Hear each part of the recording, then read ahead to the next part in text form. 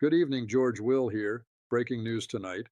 The phrase Meghan's Netflix Team Halts project is more dramatic than the documentary record strictly allows, but the record now points to something almost as serious in Hollywood terms, a project slate no longer moving under its own momentum, a partnership downgraded from prestige exclusivity to conditional first look optionality, and a stream of behind the scenes reporting so specific that it cannot be dismissed as ordinary tabloid vapor. The central question is not whether Netflix and Archewell are still speaking. They are.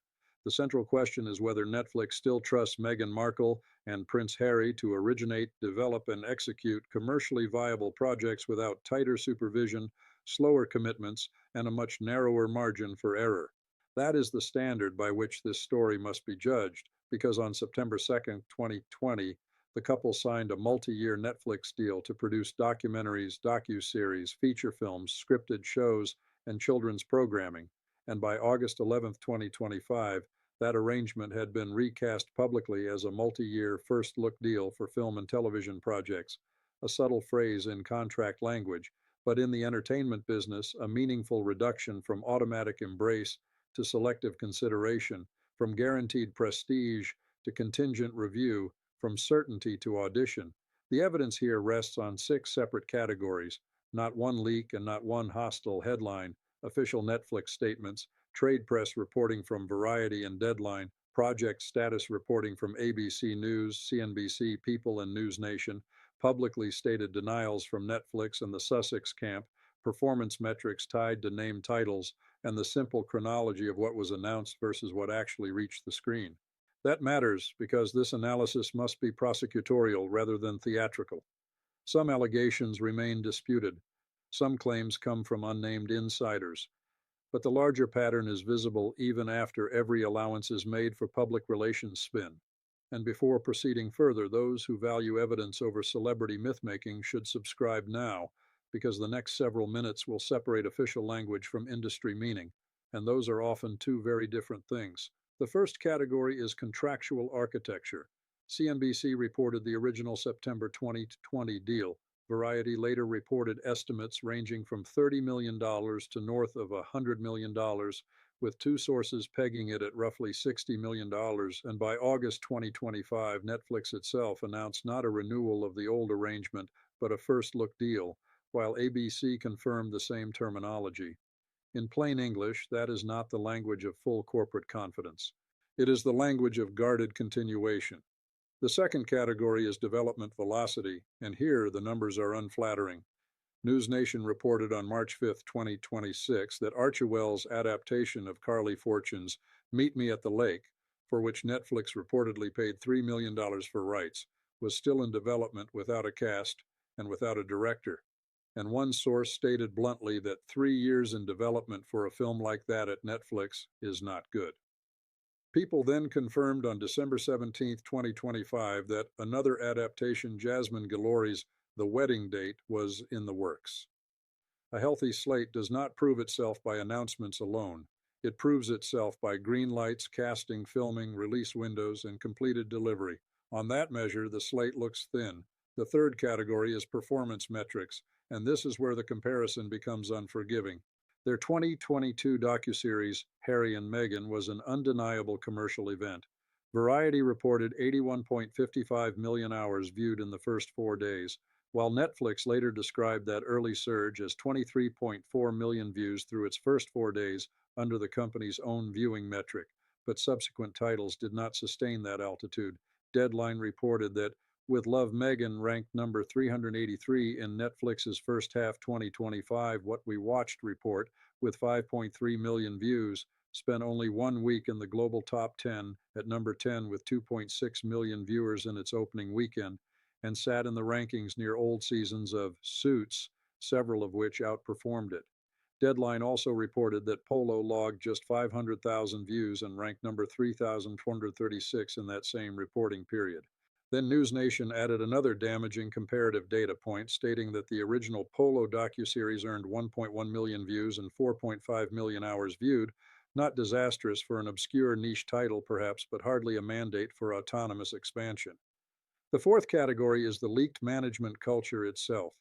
Variety reported on March 17, 2026, that Netflix insiders described the internal mood as "we're done," alleged that Meghan's meeting style ruffled feathers, claimed that she at times disappeared from Zoom calls after taking offense, and reported that three insiders said Ted Sarandis was fed up. Two sources even claimed he would not take a call with her unless a lawyer was present. That is the sort of allegation that immediately invites legal response, and it got one. Netflix called the loss of faith claim absolutely inaccurate. Chief Content Officer Bella Bajaria said Archewell had been a thoughtful and collaborative partner, and Sussex attorney Michael J. Kump called the lawyer on the line story blatantly false, insisting Meghan texts and speaks with Sarandos regularly. People separately reported that the Sussex camp called claims that Netflix was blindsided by the Oprah interview and Prince Harry's memoir, Spare, categorically false, and said there had been open communication with Netflix about both. So the record now contains both the allegation and the denial, which means the prudent observer does not pronounce guilt. He notes friction, specificity, and unusual defensiveness from all sides Variety people. The fifth category is brand integration and separation. Netflix's own August 11th, 2025 announcement said, "As ever launched in April and sold out in under an hour," and Bela Bajaria publicly praised the commercial response. Yet Variety later reported that Netflix had been sitting on more than $10 million in surplus as ever inventory, including tea and baking mixes, and that the company divested from the brand. People, for its part, framed the March 6, 2026 split as planned independence, quoting a spokesperson who said, "As ever was ready to stand on its own," and quoting Netflix favorably about having helped launch it. Again, one sees the pattern: official diplomacy on the surface, unmistakable retrenchment underneath. The sixth category is operational supervision.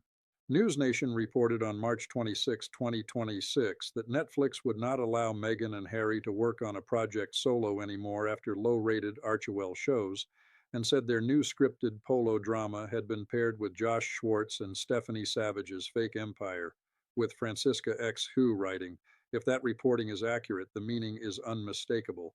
Not exile, not total rupture, supervision, managerial quarantine, brand attachment without full creative control." Now consider the timeline, because sequence often reveals intent more clearly than isolated anecdotes.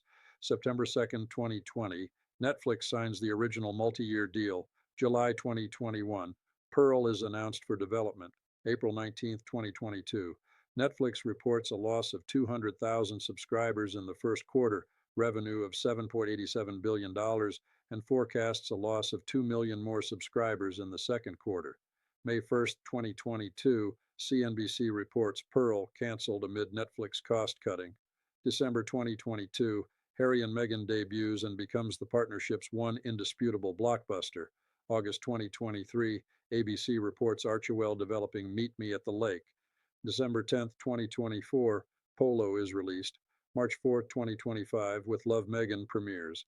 March 7, 2025, Season 2 is announced just 3 days later. July 17th, 2025, Deadline reports Season 1 at 5.3 million views and number 383, while Polo sits at 500,000 views and number 3,436. August 11th, 2025, Netflix and Archewell announce a first-look deal rather than restoring the original structure. August 26, 2025, Season 2 of With Love Meghan arrives on Netflix. December 17th, 2025, People confirms The Wedding Date adaptation is in development. March 5th, 2026, NewsNation reports Meet Me at the Lake still lacks cast and director. March 6, 2026, People reports the As Ever Netflix partnership has ended. March 17, 2026, Variety publishes the internal friction account and Netflix publicly denies loss of faith. March 26, 2026, NewsNation reports Netflix will not let the pair handle projects alone. That is not the chronology of a collapsing friendship. It is the chronology of a studio progressively tightening risk controls while preserving public cordiality. The legal consequences are not criminal headlines, but commercial law, confidentiality, and reputational exposure. If any behind-the-scenes disclosures came from individuals bound by confidentiality provisions, California Civil Code Section 3300 governs damages for breach of contract. If internal development materials qualified as trade secrets, California Civil Code Section 3426.2 allows injunctive relief for actual or threatened misappropriation. If the allegations about meetings, inventory, or executive conduct were knowingly false and published without privilege, California Civil Code Sections 44 through 46 define the libel and slander framework, though any plaintiff would then have to contend with California's anti-SLAPP regime under Code of Civil Procedure Section 425.16. In other words, the legal board is real even if no public complaint has yet been filed, and the practical consequences are already visible. Downgraded deal structure, stricter production oversight, brand separation, and a development pipeline that now has to prove it deserves oxygen. Four scenarios now present themselves. Scenario 1 is managed stabilization. Netflix keeps Archewell on a short leash, pushes seasonal specials and low-risk nonfiction, and lets outside producers carry the heavier scripted burden. Scenario 2 is selective salvage. One adaptation, most likely The Wedding Date or Meet Me at the Lake, finally gets cast and filmed, buying the partnership another cycle of relevance. Scenario 3 is quiet tapering. Projects remain in development, public statements remain warm, but the first look deal simply expires into irrelevance with no dramatic divorce announcement. Scenario 4 is adversarial rupture. More leaks emerge, counsel gets involved, and the relationship turns from prestige association into controlled detachment, with each side blaming the other in carefully lawyered language.